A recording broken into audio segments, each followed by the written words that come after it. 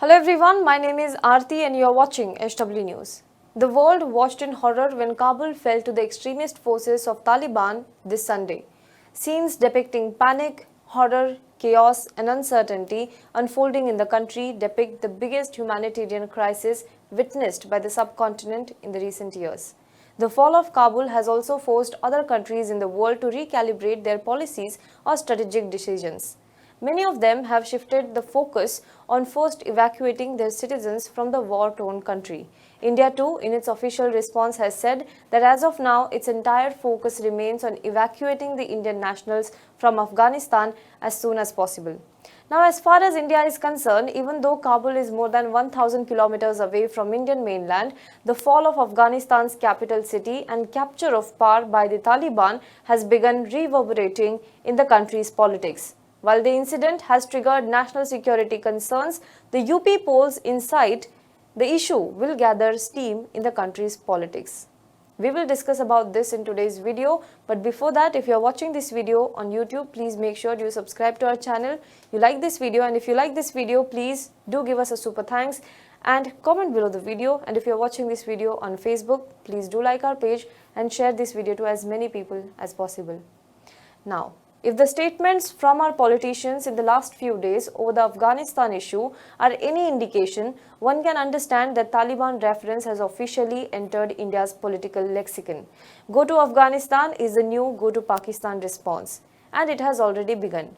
UP elections are around the corner and Taliban national security will prove to be a perfect point to bank upon for the BJP.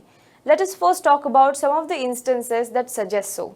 First of all, Samajwadi Party MP Shafiqur Rahman Barq was recently booked for sedition following his recent remarks allegedly defending the Taliban's takeover of Afghanistan and equating it with India's own freedom struggle.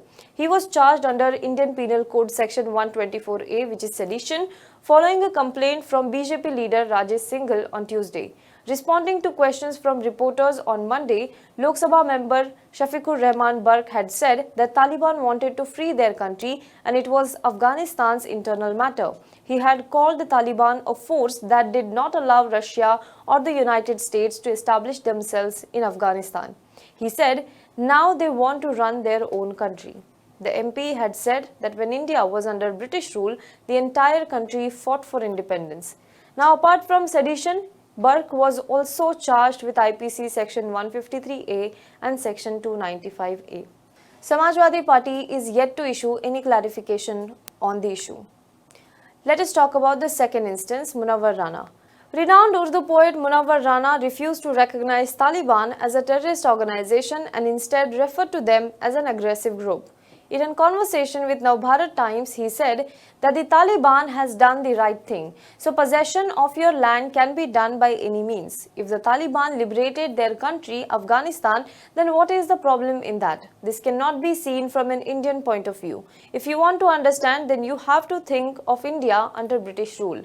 He further stated that he does not consider Taliban as a terrorist or terrorist organization and said that they can be only called aggressive. Now, following his statement, he was criticized by many for supporting a terrorist organization's undemocratic takeover of the country. Let us talk about the third instance. A member of the All India Muslim Personal Law Board, Maulana Sajjad Nomani, also praised the Taliban for its successful capture of Afghanistan. Now, the Maulana heaped praises on the Taliban and congratulated the hardliners while also saying that this Hindi Muslim salutes you. The AIM-PLB, however, later disassociated itself from the comments made by Nomani. The fourth incident.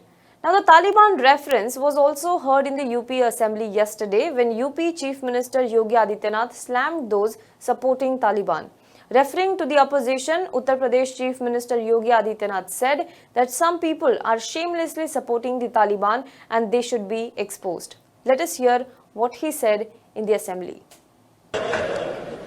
अध्यक्ष जी तालिबान का समर्थन कर रहे हैं कुछ लोग,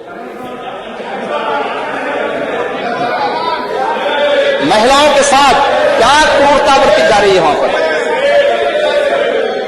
बच्चों के साथ क्या क्रूरता बरती जा रही है अफगानिस्तान में। लेकिन कुछ लोग बेशर्मी के साथ तालिबान का समर्थन किए जा रहे हैं, तालिबानीकरण करना चाहते हैं। ये सभी के चेहरे एक्सपोज किए जाने चाहिए समाज के सामने। But this does not stop at political banter between individuals. 2 days ago, the UP government announced its decision to set up a unit of the anti-terrorism squad in Devband, the town in Saharanpur known for its Islamic seminary Darul Uloom Devband. Senior police officers of the state said that Devband was a place of strategic importance for the ATS. However, Chief Minister Yogi Adityanath's media advisor Shalabh Mani Tripathi seemed to link the decision to the Taliban's return in Afghanistan.